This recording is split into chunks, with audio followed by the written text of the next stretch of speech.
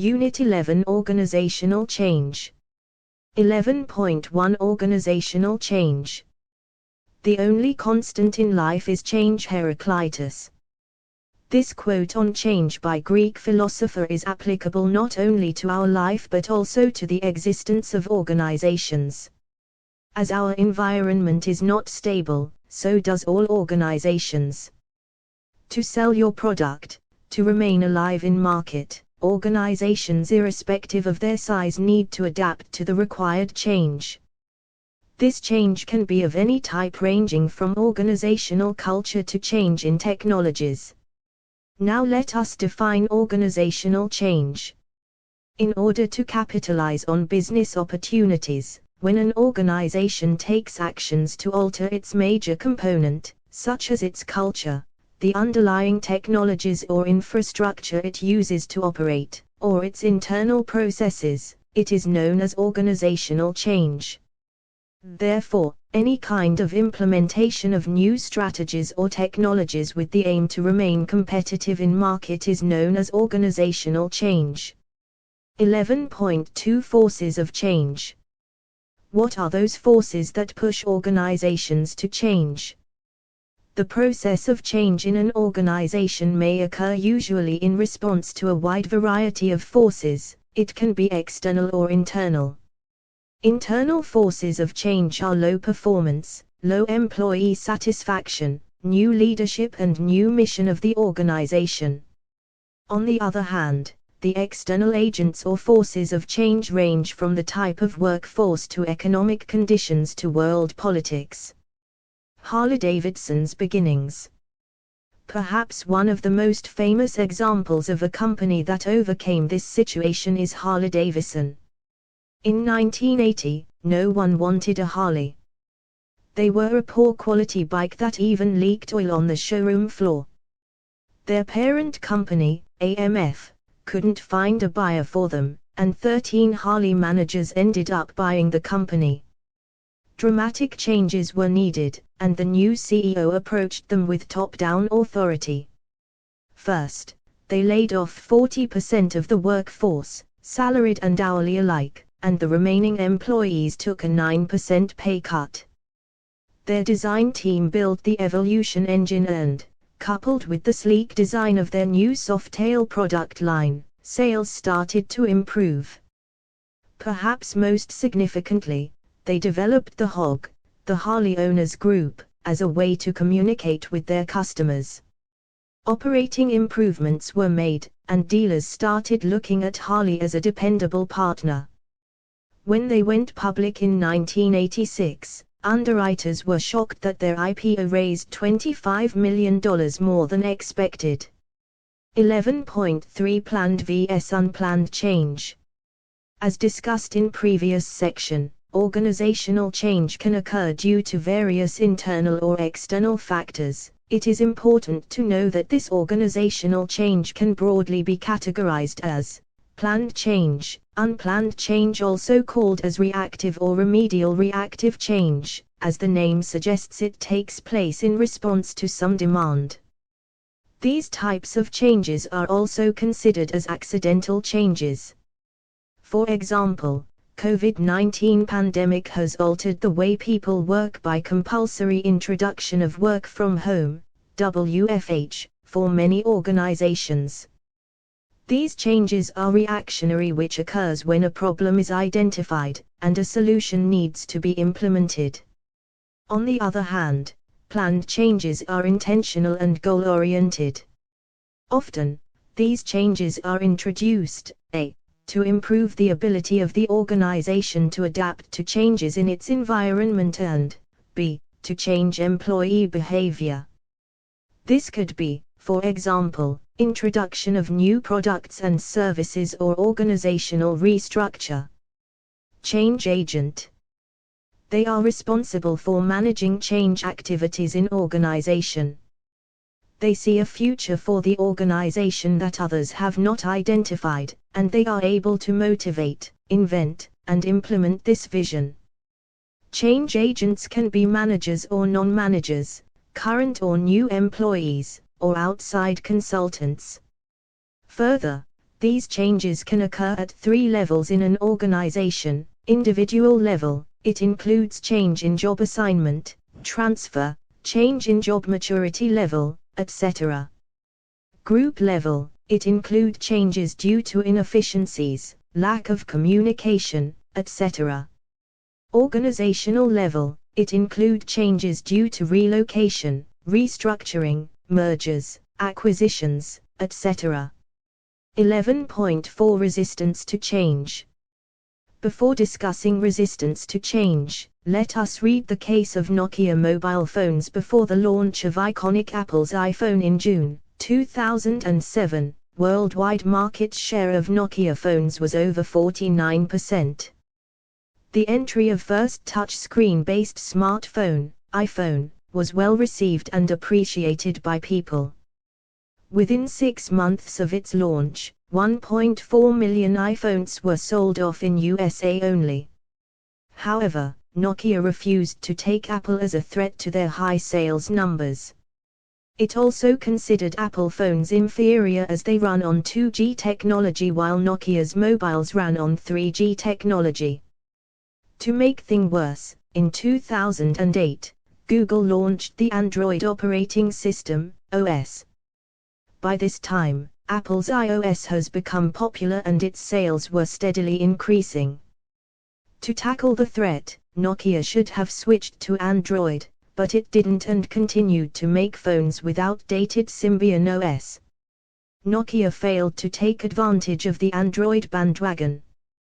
When mobile phone manufacturers were busy improving and working on their smartphone, Nokia remained stubborn.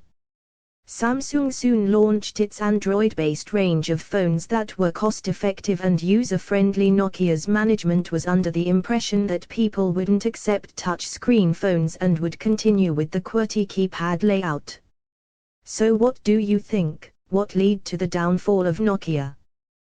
The answer is, resistance to change. Summary of Nokia's story: with time one needs to change, be it an individual or a group of individuals or an organization. Organizational resistance can be defined as the tendency of an organization to resist any change and to maintain the status quo. Resistance to change does not always lead to negative outcomes. If it leads to discussion and open debates, it can turn out to be positive for an organization. Resistance can be manifested in overt, implicit, immediate or deferred form. Complaints, a work slowdown, or a strike threat are some examples of overt and immediate resistance. These forms of resistance are easy to deal with. However, implicit or deferred forms of resistance such as increased absenteeism, loss of motivation, absence from office meeting, are difficult to deal with. Interestingly, it is not necessary that these implicit resistances will be shown immediately by the employees. Sometimes, it may take weeks or months. A point to remember is that management should not be in a hurry to implement changes. Speed could lead to bad decisions. Sources of resistance to change. Individual sources. Habit. To cope with life's complexities, we rely on habits or programmed responses. But when confronted with change, this tendency to respond in our accustomed ways becomes a source of resistance. Security. People with a high need for security are likely to resist change because it threatens their feelings of safety. Economic factors. Changes in job tasks or established work routines can arouse economic fears if people are concerned that they won't be able to perform the new tasks or routines to their previous standards, especially when pay is closely tied to productivity. Fear of the unknown. Change substitutes ambiguity and uncertainty for the unknown. Selective information processing. Individuals are guilty of selectively processing information in order to keep their perceptions intact. They hear what they want to hear, and they ignore information that challenges the world they've created. Organizational sources. Structural inertia. Organizations have built-in mechanisms, such as their selection processes and formalized regulations, to produce stability.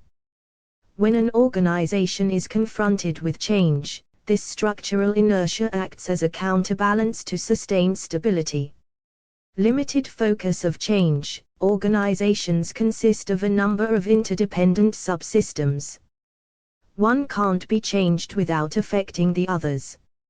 So limited changes in subsystems tend to be nullified by the larger system.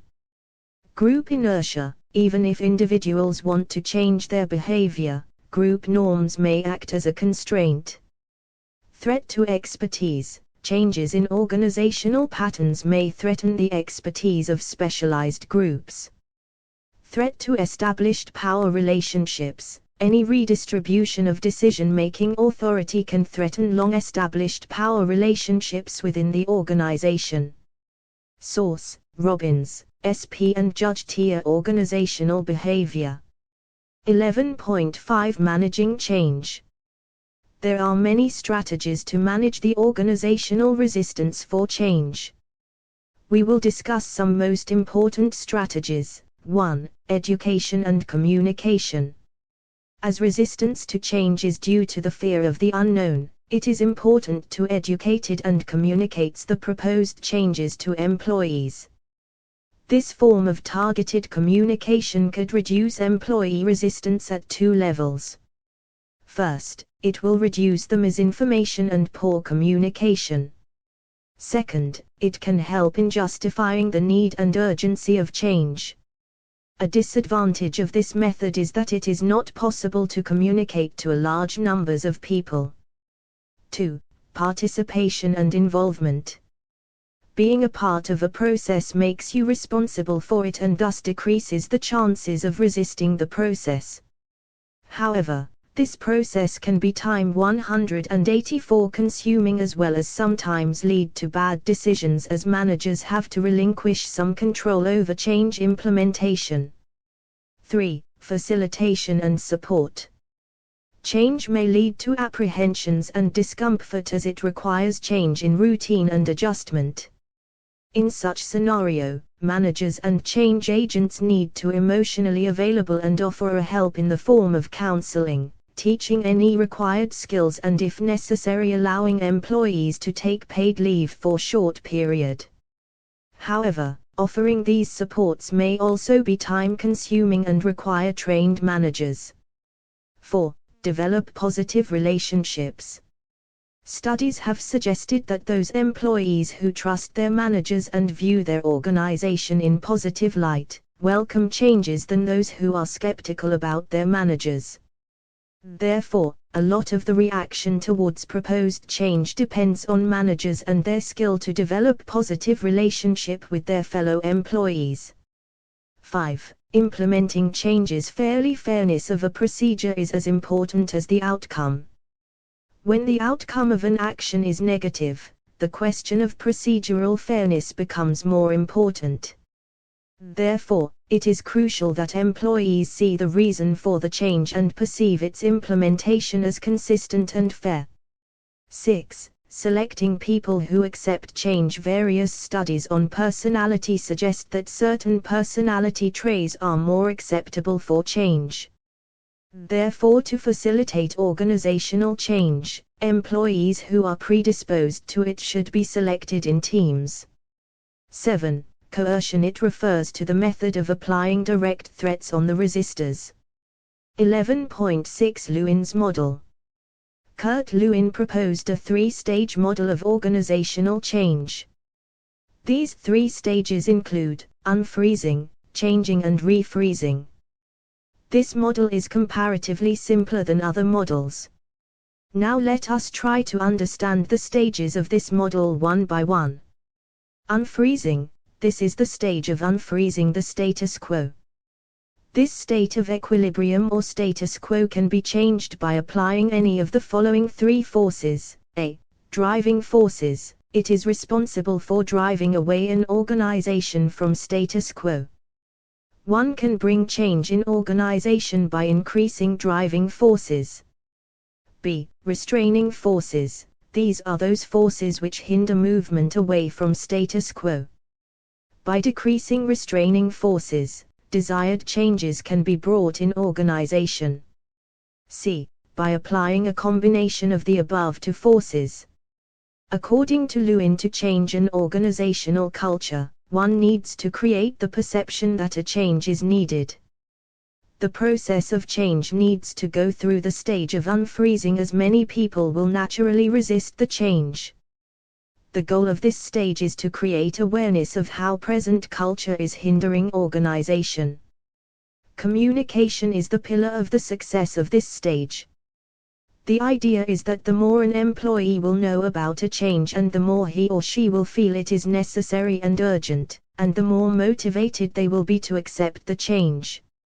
Change process or movement, it is considered as implementation stage. During this step, change is implemented and employees learn new behavior, values and expectations. This stage is also referred to as transitioning or moving stage. It is during this stage that most employees struggle with new changes.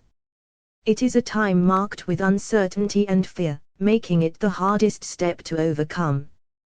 Refreezing, this is the last stage of Lewin's model.